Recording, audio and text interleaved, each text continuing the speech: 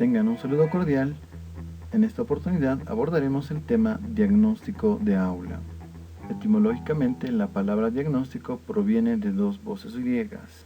Dia, que significa a través, gnosko, que significa conocer. En su etimología, diagnóstico significa conocer a través de.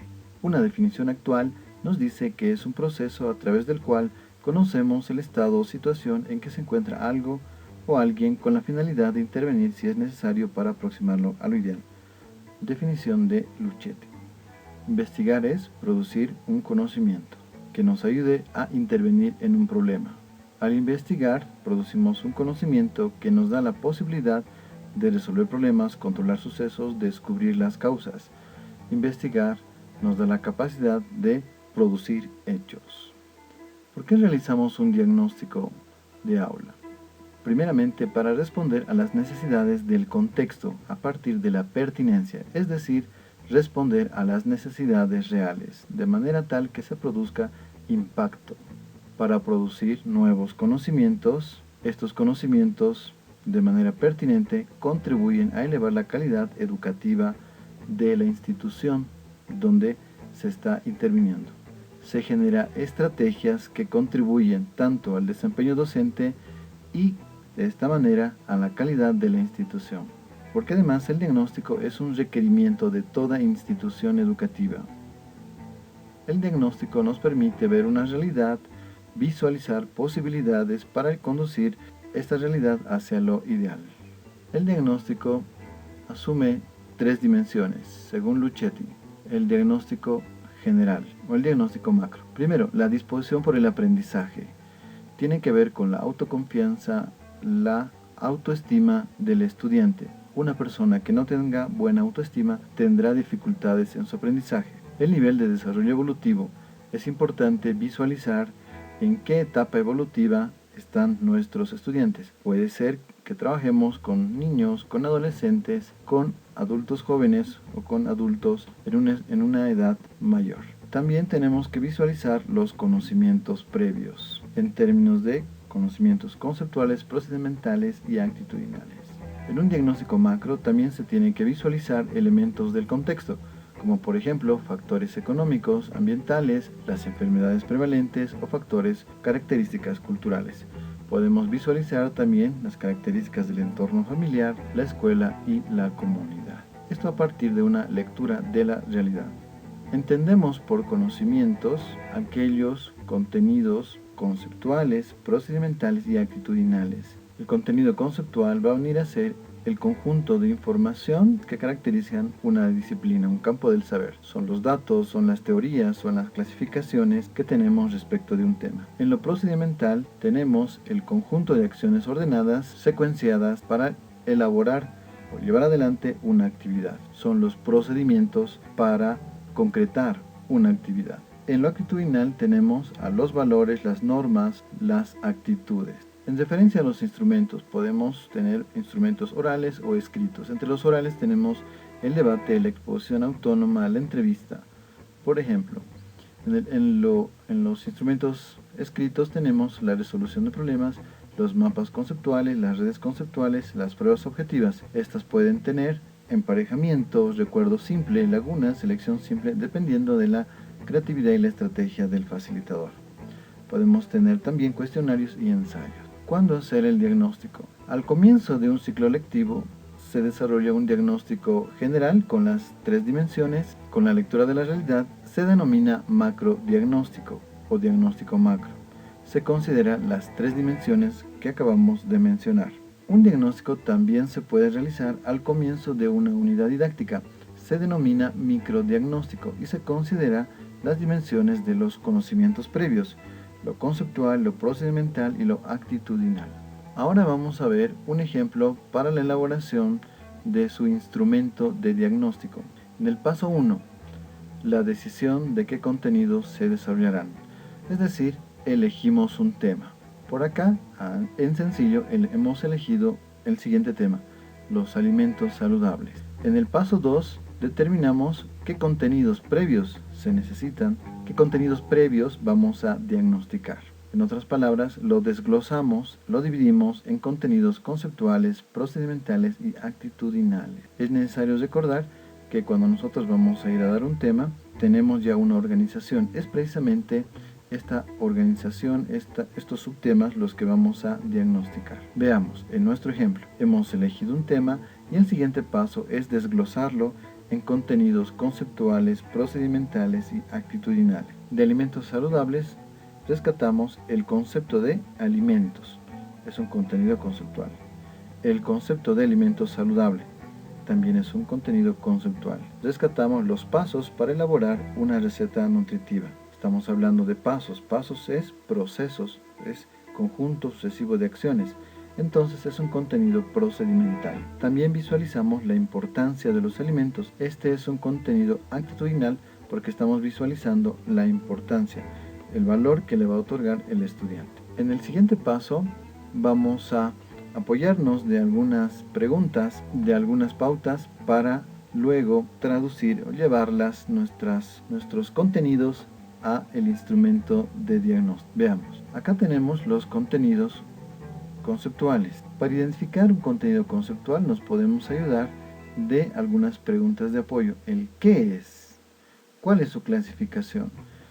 Podemos, a partir de la respuesta a esta pregunta, identificar si es un contenido conceptual, procedimental o actitudinal. Veamos, ¿qué es o qué son los alimentos? Lo hemos traducido por acá en una pregunta. El siguiente contenido, concepto de alimento saludable. ¿Qué son los alimentos saludables? Si nos damos cuenta, lo hemos convertido en preguntas. La pregunta que me está dando pautas para identificar este contenido que es conceptual. Siguiente contenido, esta vez es procedimental. Pasos para elaborar una receta nutritiva. Nos apoyamos de la pregunta de apoyo que es ¿cómo se hace? Lo aplicamos. Convertimos este contenido procedimental en pregunta. ¿Cómo se prepara una receta nutritiva? Viene a ser un contenido procedimental porque nos exige una secuencia de acciones, pasos para desarrollar una actividad, pasos para concretar, para elaborar una determinada actividad. En este caso, la preparación de una receta. Finalmente tenemos el contenido actitudinal, que por acá arriba lo vemos, la importancia de los alimentos saludables. Nos apoyamos en las preguntas ¿por qué es importante? ¿Para qué nos sirve? Lo traducimos entonces en pregunta. Acá este contenido actitudinal, importancia de los alimentos saludables, lo convertimos en pregunta. ¿Por qué es importante consumir alimentos saludables? Nos hemos guiado de esta pregunta acá arriba. En síntesis, tenemos el tema, lo hemos desglosado en contenidos conceptuales, procedimentales y actitudinales. Luego, con ayuda de algunas pautas, algunos tips, lo hemos convertido estos contenidos en preguntas. En el paso 3, estas preguntas las tenemos que plasmar en un instrumento de diagnóstico. Tenemos diferentes instrumentos, entre ellos, por ejemplo, la prueba objetiva, una ficha de preguntas. Podemos orientar la elaboración de dibujos. Podemos combinarlo con una lluvia de idea o podemos elaborar mapas mentales. En el paso 4, diseñamos nuestro instrumento. ¿Recuerdan las preguntas que hemos seleccionado? Las preguntas en lo conceptual, procedimental y actitudinal. Pues bien, en este paso lo plasmamos las preguntas en esta prueba objetiva, en este instrumento. ¿Dónde están? ¿Qué son los alimentos? Contenido conceptual. ¿Qué son los alimentos saludables? También conceptual. ¿Cómo se prepara una receta nutritiva? Conocimiento procedimental. ¿Y por qué es importante consumir alimentos saludables? Conocimiento actitudinal. Veamos que hemos matizado las respuestas o la posibilidad de las respuestas a través de diferentes opciones. Por ejemplo, acá tenemos preguntas abiertas. Acá tenemos selección múltiple. Por acá podríamos haber elegido un falso verdadero, por acá por emparejamiento, etc. se sujeta a la creatividad del facilitador. Inclusive se puede matizar con una sopa de letras, se puede ampliar las preguntas, poner, por ejemplo, en lo conceptual, qué es la higiene de los alimentos. Se podría combinar, se podría ampliar el tema. Para efectos didácticos, solo de explicación puntual, lo hemos dividido en estas 4 preguntas, pero pueden ampliarse según la creatividad, según la disposición del facilitador también. Acá tenemos otro instrumento, la ficha de preguntas, que se combina con la lluvia de ideas, donde tenemos los datos generales, tenemos las preguntas que habíamos mencionado y tenemos un espacio donde el facilitador puede anotar las respuestas de los estudiantes en observaciones. Acá tenemos otra variación donde simplemente están las preguntas que hemos elaborado y se las puede aplicar mediante una lluvia de ideas a una clase.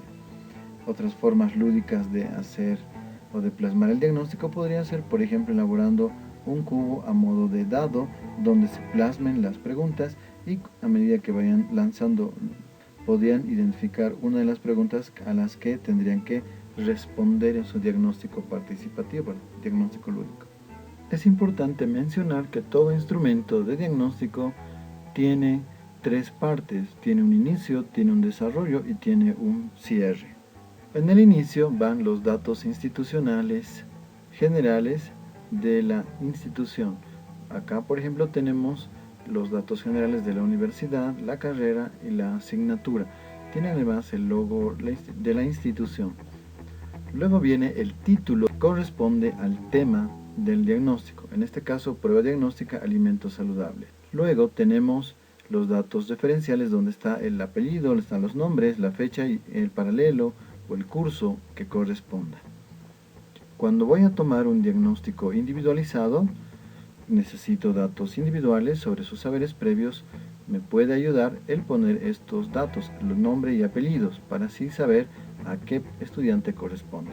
Pero cuando me interesa solamente los datos a nivel general de todo el curso, no es tan necesario que se ponga los nombres y apellidos. Luego se tiene las instructivas o la consigna. Se da la consigna que hace referencia a lo que tienen que elaborar en el desarrollo de la prueba. En este caso, que responda según corresponde. Luego tenemos las preguntas, que como habíamos mencionado pueden ser matizadas con selección múltiple, opciones cerradas, falso verdadero o, como en este caso, abiertas. Tenemos acá las otras preguntas. Este conjunto de preguntas hacen al desarrollo de la prueba. Finalmente tenemos el cierre de su instrumento, donde está una frase, una imagen, puede ser un logo. Algunas instituciones tienen en su política institucional algunas frases o algunos mensajes que pueden ir en la parte inferior de su prueba a modo de cierre. De esta manera hemos visto un ejemplo de prueba objetiva. Finalmente, tenemos el paso 5, que es cuando lo aplicamos, el paso 6, cuando sistematizamos la información, los resultados de la implementación del instrumento. Luego en el paso 7 tenemos el uso. Propiamente aplicamos, vemos qué características hemos obtenido de los saberes previos, cuáles son esas características, si sabe mucho, poco, casi nada, etc. Y si es que no tenemos la tuición de intervenir, entonces mínimamente elaboramos unas recomendaciones. Tengan muchas gracias por su atención.